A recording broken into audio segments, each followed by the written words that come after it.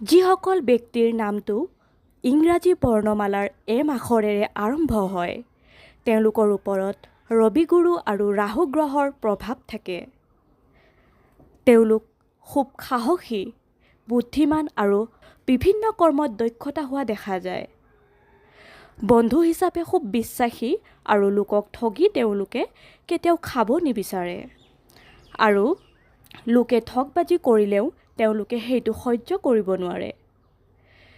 বাহিৰৰ পৰা কঠোৰ যেন লাগিলেও ভিতৰৰ পৰা খুব আৱেগিক প্ৰকৃতিৰ হয়, যেদি আৰু নিজৰ মনৰ মতে কাম কৰিব ভাল পায়। হাঁহিমুখীয়া হয়, সহজে খং নুঠে, কিন্তু যেতিয়া খং উঠে তেতিয়া তেওঁলোকৰ পৰা কিন্তু কোনেও বচাব নোৱাৰে। নিজৰ মনৰ কথাবোৰ খুলি কৈ নাথাকে। পৰিয়ালৰ মানুহবোৰৰ প্ৰতি খুব দায়িত্বশীল হয় আৰু নিজৰ কামবোৰো দায়িত্ব সহকাৰে সম্পন্ন কৰে।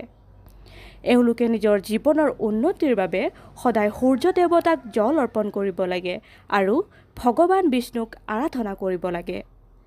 ভালেই থাকক, সুস্থ হৈ থাকিব। ধন্যবাদ।